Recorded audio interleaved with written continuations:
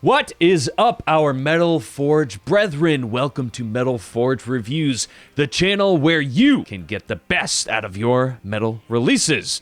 Benfo here. Brandon here. Good to see you, dudes. Absolutely. We are here today to discuss some albums that we missed on our segments in February. February was a pretty stacked month, but we decided to check out some of the albums that our fans suggested and round up the best ones that we missed. If you like videos like these, show your support. Hit that subscribe button and notification bell so you never miss a video. Let's get into it.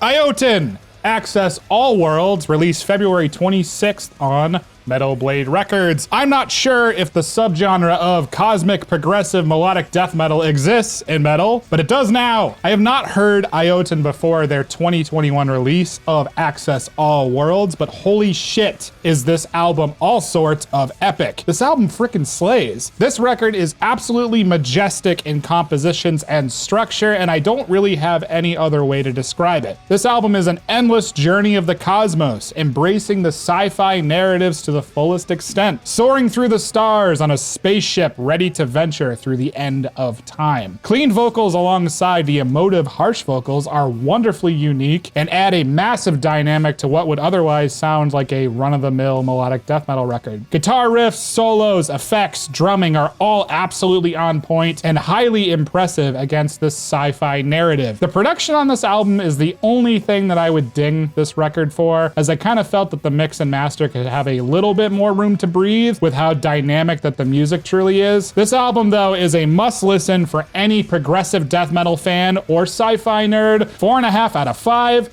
planets.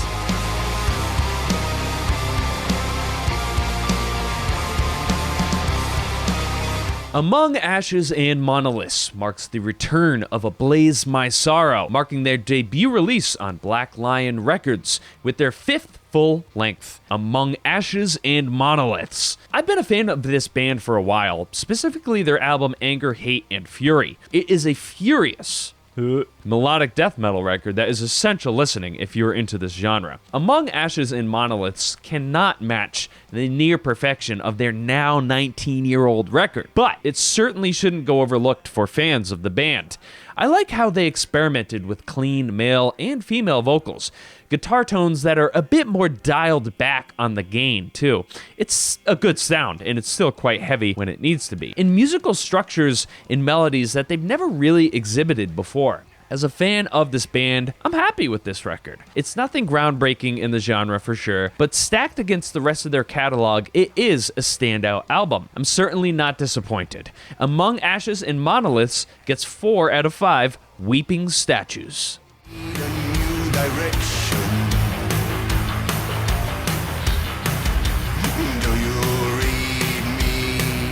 Lake of Tears, Ominous, released February 19th on AFM Records. When I heard that Lake of Tears was releasing a new record this year, I could not believe it, and I was extremely intrigued. They've been a band for almost 30 years, 27 to be exact, and their discography is no stranger to a wide range of metal styles ranging from gothic doom all the way to progressive rock. I am pleased to say that the band has decided on Ominous to dive into goth rock and post-punk territory. This album is extremely hopeless and depressing, so people who watch this channel know that we're right at home with the sad boy vibes. The album deals with intense themes of sadness, loneliness, and I have a feeling that it's related to the similar emotions that everyone has been feeling in this dreadful landscape of the pandemic, especially with the looming large creatures in the album artwork wearing what looks like plague masks. There's strong Pink Floyd and David Bowie influences all over this record as well, and as a massive fan of both of those artists, I love the experiment into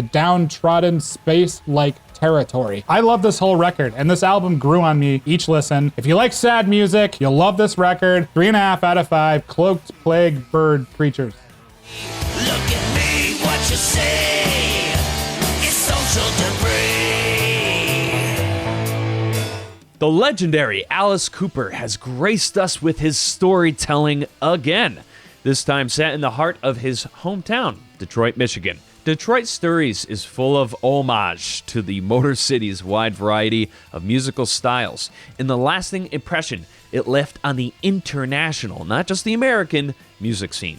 The album is full of songs that are more reminiscent of Cooper's earlier work, Killer, Love It to Death era. There are ballads, anthems, and a few very well done covers. Even some members of the original Alice Cooper band make an appearance, with writing credits to both Dennis Dunaway and Neil Smith. Detroit Stories feels like a love letter written from Alice Cooper and his crew to the managers, musicians, and especially fans that made the Detroit rock and roll scene what it was.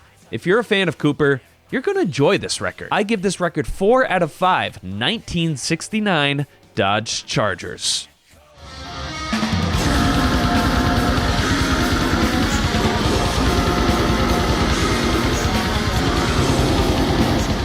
Suffering Hour, The Cyclic Reckoning, released February 19th, 2021 on Profound Lore. Dude, another freaking stacked release in February. I saw this album a ton in the comments of our videos, so of course I had to check it out because it is recommended so much by you guys. I absolutely love it when a band releases their debut full length and freaking slays every component of a fantastic metal record. The band released 2 EPs previously, one in 2017 and then another in 2019, no doubt focusing on their sound and honing in on the details. Clearly this move paid off for Suffering Hour in the best way. This album is grim as hell and a wonderfully unique blackened death metal album that stands up right alongside some of the best in the genre. This album is an extremely well thought out experience beyond just another Black Death record. Suffering Hour have composed something wonderfully intense, devastatingly evil, and relentlessly brutal in 2021. The Cyclic Reckoning is a completely spellbinding, melodic, and haunting experience. The production is on the lo-fi side, but honestly that decision only adds to the mysticism inside this record. I think if this album were pristine, cleaned up, and polished, it would honestly completely ruin the hellish energy throughout the entire album. 4 to 5, Heathen Warriors.